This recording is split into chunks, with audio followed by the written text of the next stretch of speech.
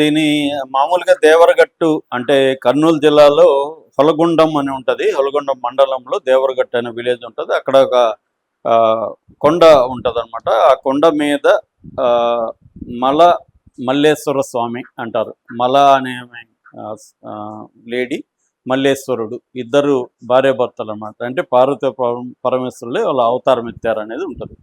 దానికి సంబంధించి ఎవ్రి విజయదశమికి అర్ధరాత్రి బన్నీ మహోత్సవం అంటారు. బన్నీ జైత్రయాత్ర అని కూడా పిలుస్తారు. ఈ బన్నీ జైత్రయాత్ర జరుగుతుంటది. ఎవ్రీ ఇయర్ జరుగుతుంది. అదేంటంటే ప్రధానంగా ఏంటంటే అక్కడున్న 17 గ్రామాలు ఎన్నో ఉన్నాయి. ఆ గ్రామాలు 2 వర్గాలుగా విడిపోతారు. ఒక గ్రామం దేవతని తీసుకుంటే ఇంకొక గ్రామం దేవుణ్ణి తీసుకుంటారు. వాళ్ళిద్దరి మధ్య ఒక రైవలరీ అనేది మొదలవుతుంది. కాగడాలు తీసుకుంటారు. అర్ధరాత్రి 12 గంటల ప్రాంతంలో జరుగుతుంది ఇవంతా. సో వీళ్ళు ఏం చేస్తారంటే కర్రలు తీసుకొని ఆ కర్రలకి చివరన రౌండ్గా ఇనుమ రింగ్ని పెడతారన్నమాట గట్టిగా. దీంతో కొట్టుకుంటారు. ఈ కొట్టుకోవడం వల్ల తలలు పగిలి ఎవ్రీ కొంతమంది చనిపోవడం, కొంతమంది సీరియస్ గాయాలవడం జరుగుతుంది. లాస్ట్ ఇయర్ అయితే చెట్టు మీద నుంచి పడి చాలా మంది చనిపోయారు. ఈసారి కూడా 100 మందికి పైన గాయాలైనాయి. 2 చనిపోయినారు. గాయాలైన వాళ్ళల్లో ఇద్దరికి చాలా సీరియస్గా ఉందని చెప్తున్నారు. అసలు ఏంటి ఈ స్టోరీ ఏంటి, దీన్ని ఎలా జరుగుతుంది, దీన్ని ఎందుకు ఇంత మోడర్నిటీ వచ్చినాక ఏఐ అంతా వచ్చి టెక్నాలజీ డెవలప్ అయినాక కూడా ఇది ఎప్పుడూ పురాతనమైన ఆచారాన్ని ఎందుకు ఇంకా ఫాలో అవుతున్నారు, దీన్ని ఎందుకు ఏ గవర్నమెంట్ అయినా కూడా ఆపలేకపోతుంది, సో ప్రజెంట్ ఏం జరిగింది, దీని వెనుకున్న ఆ కథ ఏంటి, ఇది ఎందుకు, ఈ ఆచారం ఎందుకు వచ్చింది, ఈ విషయాల గురించి మాట్లాడదాం. ముందుగా దీని వెనక కథ చెప్పుకోవాలంటే ఒకప్పుడు ఆ ప్రాంతంలో మునులు వీళ్ళు తపస్సులు ఇవన్నీ చేస్తున్నప్పుడు అక్కడ 2 రాక్షసులు, మణి మల్లాసుర అనే ఒక రాక్షసులు, వాళ్ళు కూడా భార్యాభర్తలు కావచ్చు, ఆ రాక్షసులు ఇద్దరు వచ్చి వీళ్ళని డిస్టర్బ్ చేసేవాళ్ళు. మనకి రామాయణంలో కూడా ఇలాంటిది ఉంది కదా, శూర్పణఖ కావచ్చు. అంతకుముందు కొంత రామాయణం స్టార్ట్ అయితే విశ్వామిత్రుడు యజ్ఞం చేయడానికి రాక్షసులు డిస్టర్బ్ చేస్తున్నారు కాబట్టి రామలక్ష్మణుడు వచ్చి రాక్షసులను చంపాలని చెప్తారు. వీళ్ళు వెళ్తారు. అలాగా మనకు పురాణాల్లో ఉంది. అంటే రాక్షసులు అంటే ఇక్కడ ఆర్య ద్రావిడ అనేది చరిత్రకారులు మళ్ళీ చెప్పారు, అది వేరే విషయం. సరే, ఏదేమైనా ఈ మణి మల్లాసుడు అనే రాక్షసులు ఈ మునుల తపస్సును భంగం చేస్తున్నారంటే వీళ్ళు పార్వతీ పరమేశ్వరుని ఏడుకున్నారు, మీరు రక్షించండి అని. సో పార్వతీ పరమేశ్వరులు ఏం చేశారంటే మల్లేశ్వరుడు అనే అవతారంలో వాళ్ళు వచ్చి ఈ రాక్షసుల్ని చంపడానికి ట్రై చేస్తే విజయదశమి రోజు చంపాలి. అప్పుడు వాళ్ళు కూడా ఆనందించారు. పరమేశ్వరుడు దంపతులు, ఆది దంపతుల దగ్గర చనిపోవడం మాకు కూడా గొప్ప విషయమే, అయితే మాకు ఒక వరం ఇవ్వండి అని. వాళ్ళకి ఆల్రెడీ ఒక వరం ఉంది. నరుల దగ్గర వాళ్ళు చనిపోరు, దేవతల దగ్గర చనిపోతారు. దేవతల దగ్గర చనిపోవడాన్ని వాళ్ళు కూడా ఆహ్వానించారు. అయితే ఒక వరం ఏంటంటే ఎవ్రీ ఇయర్ మాకు నరబలి ఇవ్వండి అని అడిగారు శివుణ్ణి. నరబలి ఇవ్వడం కుదరదు, కాకపోతే మీకు ఆ పూజారి దగ్గర నుంచి రక్తం తొడ నుంచి కొంచెం రక్తం తీసిస్తాను, దాంతో మీరు సాటిస్ఫై అని శివుడు చెప్పాడు.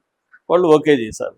ఇక్కడ నుంచి ఈ రక్త తర్పణం కావాలి కాబట్టి వీళ్ళు కొట్టుకొని రక్త తర్పణం చేయాలి ప్రజలు, ఎవరికి, ఆ రాక్షసులకి అనేది ఆచారంగా మారిపోయింది. ఫస్ట్లో ఏమో అది పూజారి వరకే పరిమితం అయింది.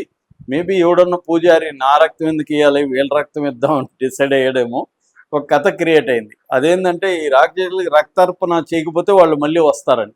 అది రాను రాను ఏమైపోయిందంటే సమాజంలో కరువు రాకుండా ఉండాలంటే, సమృద్ధిగా ఉండాలంటే, ప్రజలకు కష్టాలు రాకుండా ఉండాలంటే ఇది చెయ్యాలి అన్న నమ్మకం వాళ్ళకి బ్రాహ్మణులు కలిగించారు. మరి జనరల్గా అయితే వాళ్ళే కలిగించుంటారు.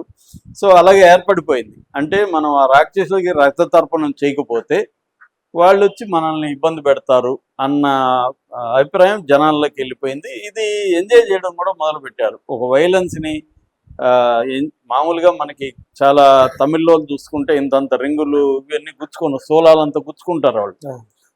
అది మరి మనకు చూస్తే ఒళ్ళు జలధరిస్తుంది వాళ్ళని, కానీ వాళ్ళు చేస్తుంటారు. అది ఇప్పుడు మోడర్నిటీలో కూడా అమ్మాయిలు వీళ్ళంతా ఎక్కడంటే అక్కడ రింగులు గుచ్చుకుంటున్నారు. అది పెయినే కదా. పెయిన్లో కూడా ఒక ఎంజాయ్మెంట్ చూసే వాళ్ళు ఉన్నారు. ఈవెన్ సెక్సువల్గా కూడా ఒకరినొకరు హింసించుకొని ఎంజాయ్ చేసే ఒక మెథడ్ కూడా ఉంది.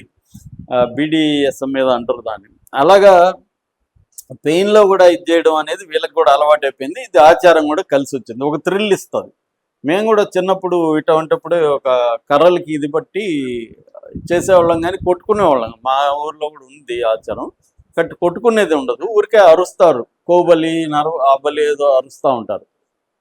అది ఒక సరదాగా ఉంటుంది, అంతే. కొట్టుకోవడం అయితే లేదు, నేను చూడలేదు. కానీ ఇక్కడ ఇప్పటి నుంచో కూడా వింటున్నాను నేను, ఈ దేవరగట్లు కొట్టుకోవడం ఉంది. దీనివల్ల తల్ల పగలుతూ ఉంటాయి. కానీ మళ్ళీ వాళ్ళు, ఇప్పుడు వాళ్ళకి తెలుసు కదా, కర్రలు పట్టుకున్న ప్రతి ఒక్కడికి నా తల పగలొచ్చని తెలుసు కదా.